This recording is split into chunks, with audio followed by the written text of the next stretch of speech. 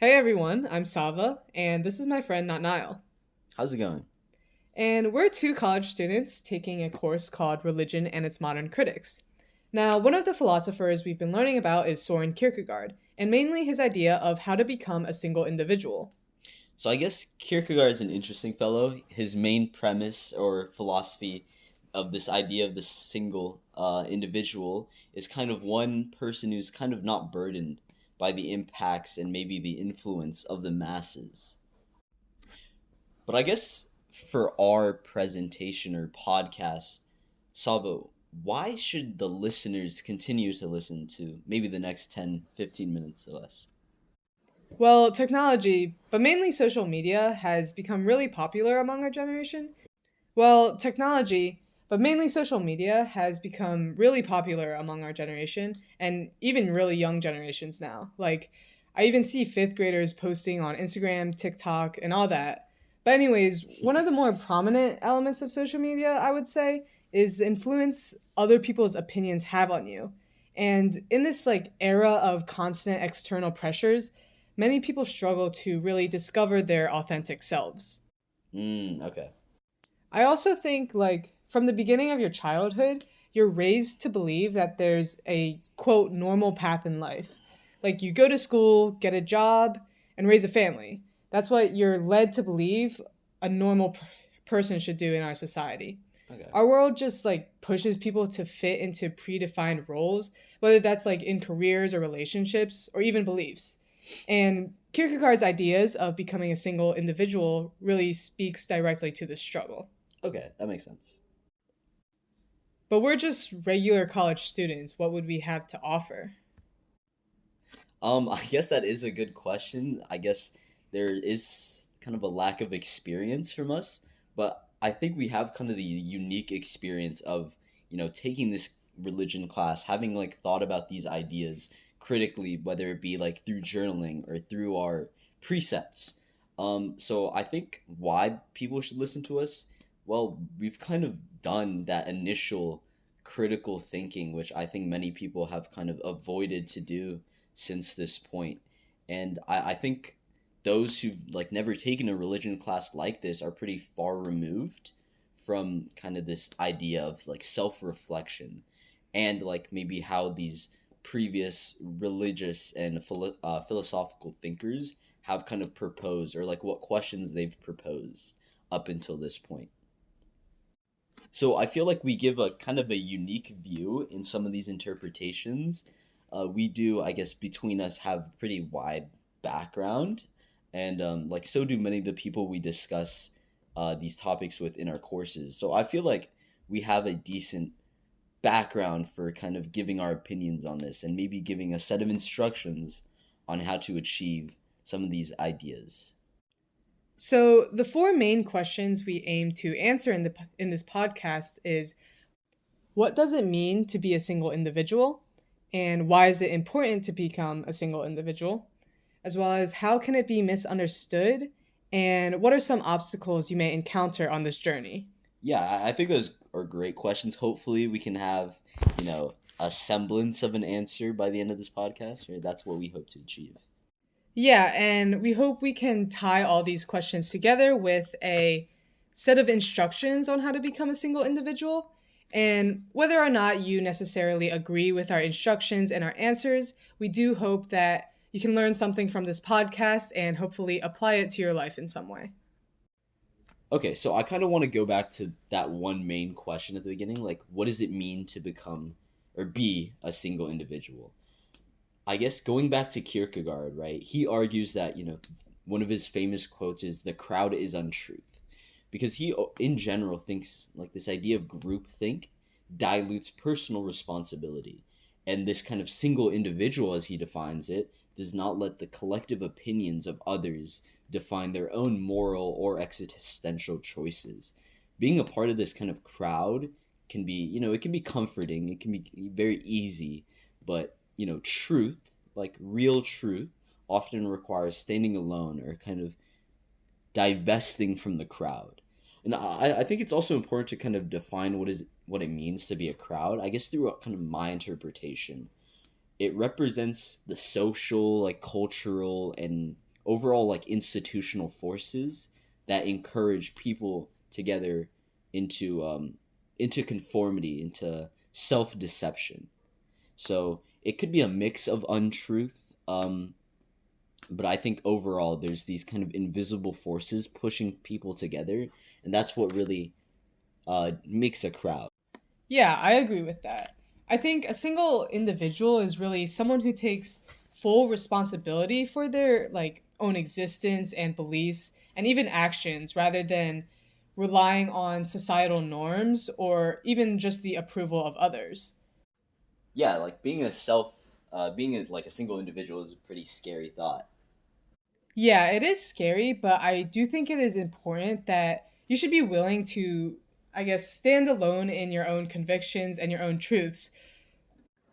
But the general idea is really just to be confident in yourself and believe in what you think and believe that you're right. Yeah, the whole like believe that you're right thing. You don't always have to like necessarily believe that you're right, but I think there is a lot of value in having your own personal thought versus a thought that was kind of curated by the crowd that's not really yours, you know what I mean? But yeah, no, do you kind of have maybe examples from your past that you can kind of speak about to this idea of what it means to be like a true single individual? Huh. Okay. Last year, when I was in a relationship, there was one instance where my girlfriend was being really distant. Her texts were kind of mean in a way. And I had sent a screenshot of these texts to my friends. And they were all like, oh, wow, Sava, she seems really not good. Like, why is she treating you like this? This is not a once in a lifetime behavior. I feel like she's behaved like this before. And basically urging me to, in a way, break up with her. So, yeah, for a couple hours, I was kind of worried. I was like, oh, maybe I should break up with her. But then later that night, when I had met up with her to talk, I realized that she just had got into a big fight with her mom. So she was kind of in a bad mood, and I can't really blame her for taking it out on me. But yeah, in the end, I'm glad I didn't succumb to what my friends were thinking, and I just went along with my own opinion and preventing myself from really overreacting. Okay, so you would say this is kind of like an example of when the crowd was wrong or they came to this idea of untruth, right? Yeah. Would you ultimately agree with kind of what Kierkegaard says the crowd is untruth, or at least in this situation? Yeah, definitely in this situation, just because multiple people are thinking the same thing doesn't mean that you should also think that way. Yeah, because I think what's important is that each individual person has some bit of information that they know that maybe the crowd doesn't. So I think it is really important to, in that case, come to your own conclusion from what you know, like from what your heart tells you or something. And yeah, I think yeah, that's a great case of like when the crowd is not always right. Okay, so I want to introduce kind of the second question I really want to answer, which is why? Like, what's the point of all this, right? Why is it important to even become a single individual? What are your thoughts on that? I feel like if you never confront your own beliefs or your own truths, you risk living a life that's not truly your own. If you're always conforming to the majority, you will never really have your own identity. Okay, so you're saying like you lose the uniqueness that makes you kind of different from the rest of the people around you. Yeah, I definitely agree with that. From my perspective, you only have one life on this earth, and to live a life that is truly unique to you, you need to have your own opinions and be that single individual that Kierkegaard talks about. Okay. Okay, so like ultimately you don't really want to regret some of the choices you make kind of personally, right? If those choices were kind of conformed by the crowd, you lose the opportunity to again be yourself, be unique. And I think if you just rely on these like institutions, traditions, or even like societal norms to define your like identity, you risk being like living a really passive life where you're practically accepting secondhand interpretations rather than seeking the truth out yourself and coming to really your own conclusion. So if you like value these ideas of like uniqueness, right? Being different from the crowd, yeah, it might not be like comfortable as we might talk about a little bit later, but it's I think of if it is a thing you value, I think it is very important to become this single individual and kind of live a life as described by Kierkegaard. Yeah, are there any examples of like where being unique is valuable? Yeah, I mean, I guess uniqueness is valued in a lot of locations. I guess the first thing that kind of comes to mind is, college admissions, for example. Like, if you want to, get into that, prestigious school, that super low acceptance rate school, uniqueness is like one of the most important things, right? Because there are tens of thousands of people applying to these places, having a unique background, one defined by choices, made by you, right? Someone based on, your background, not conforming to kind of the general population. Applying to college, that's a great example of where uniqueness is valued and why it's very important to become the single individual and kind of move away from this idea of groupthink or maybe group consensus. Yeah, yeah, definitely. That makes sense. I think college was a great example of this uniqueness. Yeah, no, I could probably think of more, but I guess that's kind of the first thing that pops into my mind. Now, we've talked a lot about the idea of the crowd being this so called untruth, but one of the questions I wanted to get to now is how can this idea of becoming a single individual or even the definition of the crowd be misunderstood? And I think that one of the biggest misunderstandings of Okay. Kierkegaard is basically the idea that all crowds are bad. But I don't think that's really what he's trying to say. He's not saying that any group is inherently false or inherently evil. Rather, I think he's solely criticizing the groups that encourage passivity and conformity, Okay. but not the idea of community itself. I think that a group that encourages you to have your own opinion and actually seek the truth yourself can be extremely beneficial and is really much different from the one that could demand blind allegiance. Okay. Yeah, no, I guess one of these like kind of positive crowds, I guess we can kind of call them, that was kind of discussed a little bit in our course was like, for example, I think we talked about the civil rights movement, right? Like that's a group, that's a community, whatever you'd like to call that, that has positive intentions, right? Yeah. It's not one that is causing people to kind of conform to any idea that maybe only one might believe. This is kind of a movement in and of itself of an ideology, right? And I wonder if Kierkegaard kind of regards these communities, right, these movements as the same type of group or crowd that he kind of marks as being untrue. Yeah, I think that's a good example of one of those groups that aren't necessarily bad.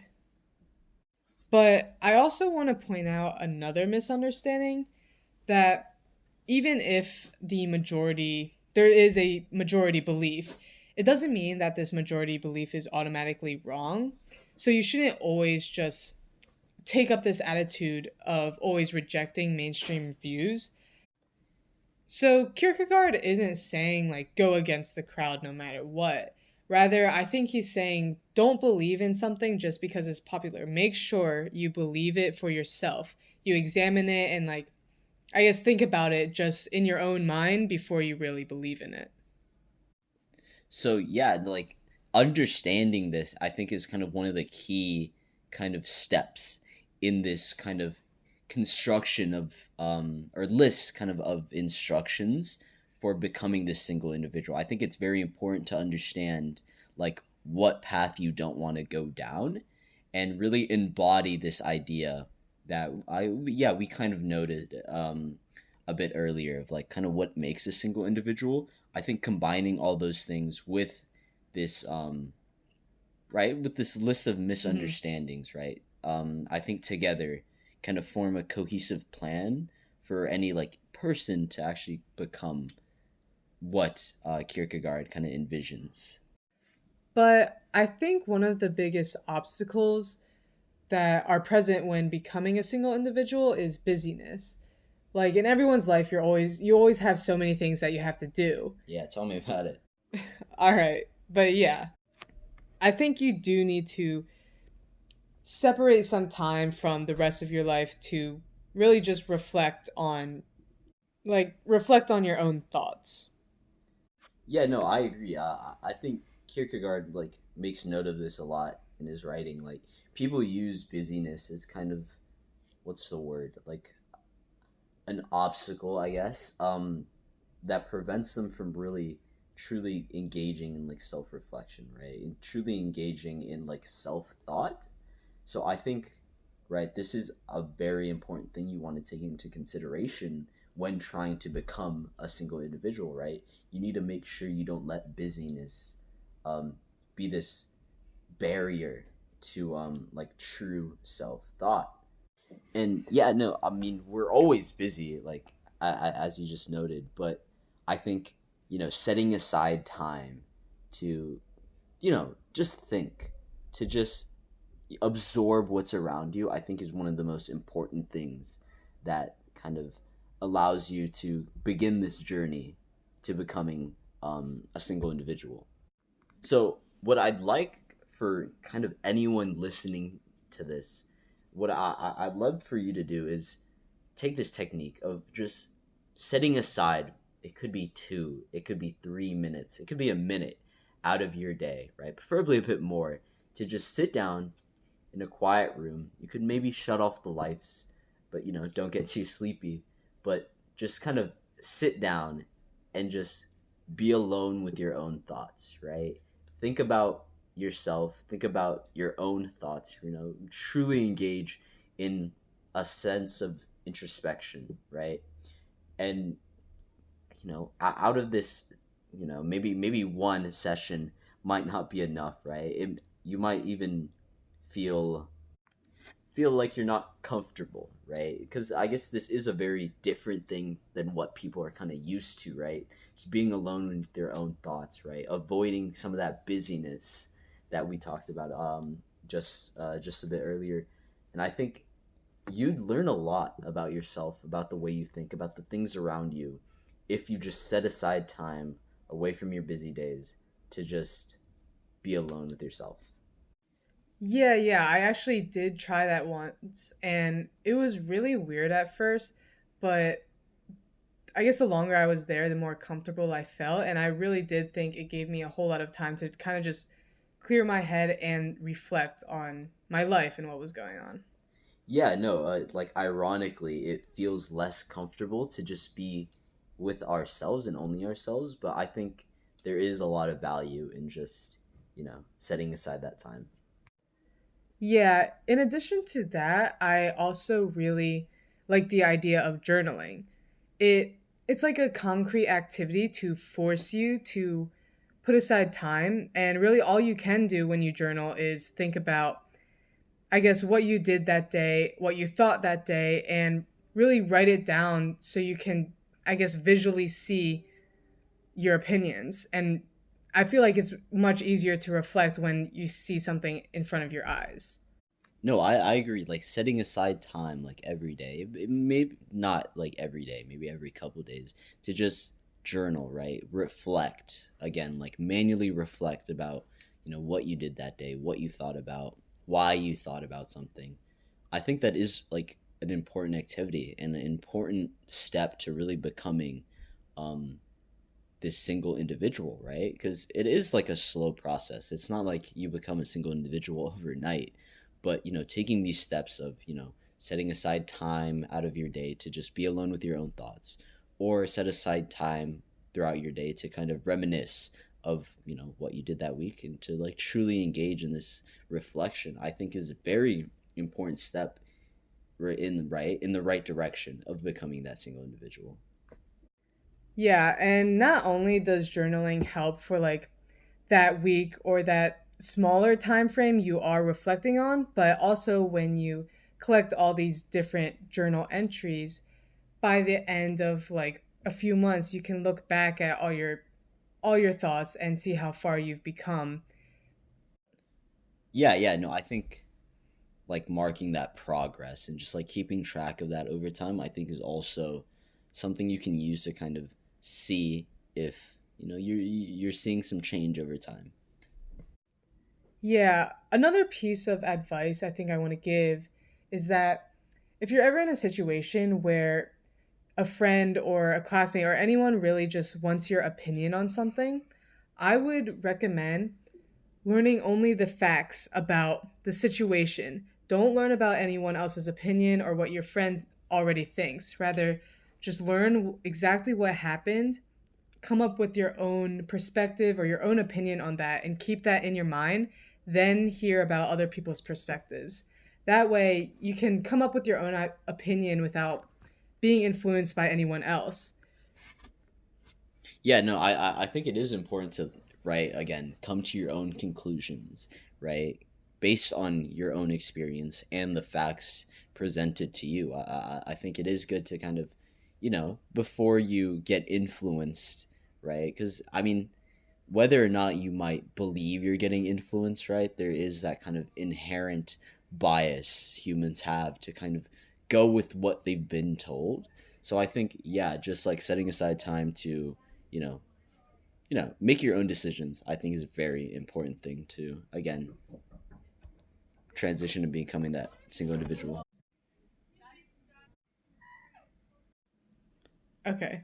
I just want to leave you guys with one more instruction that I think could be pretty helpful. I'd say just take one day, one entire day of saying only what you think. Don't hold back for anyone else's opinion or anyone's feelings. Just be completely honest in everything you say. And after that day of being completely honest, reflect on how that made you feel. It'll probably feel pretty good not having to fake any reaction or opinion. But take how you felt that day and go forward with it however you like. Yeah, no, I agree. That definitely is like a really important, I guess, key aspect of the idea of, being that single individual. Like, be comfortable with what you think, right? Say the things you want to say, and don't be afraid of, going against the crowd. Yeah, of course, there might be a bit of, nervousness in that, right? It might be difficult to, go against the crowd, right? Go against conformity. But, going against conformity was never easy, right? So yeah, I think that is definitely a very important thing you should try to do. Yeah, no, but I guess, yeah, time is a bit wrapping up, but hopefully you gathered at least something from this podcast. Hopefully you have a better understanding of, what it means to be a single individual and why you might even want to, begin that journey to become one, right? There are a lot of obstacles in this journey, right? It isn't going to be easy. It requires time commitment, as we've kind of noted, but I think progress is definitely there to be made, especially small, incremental process over time, and ultimately becoming a bit more confident in yourself, in your own thoughts, in your own ideas, and ultimately that's going to bring uniqueness to your story, and hopefully you find some value in that. Yeah, it'll be a hard journey to start and even a hard journey to continue. But I think in the end, it'll definitely be worth it. I hope you guys all enjoyed this, but yeah, this is Natnael signing out. Yep, I'll see you guys for the next one.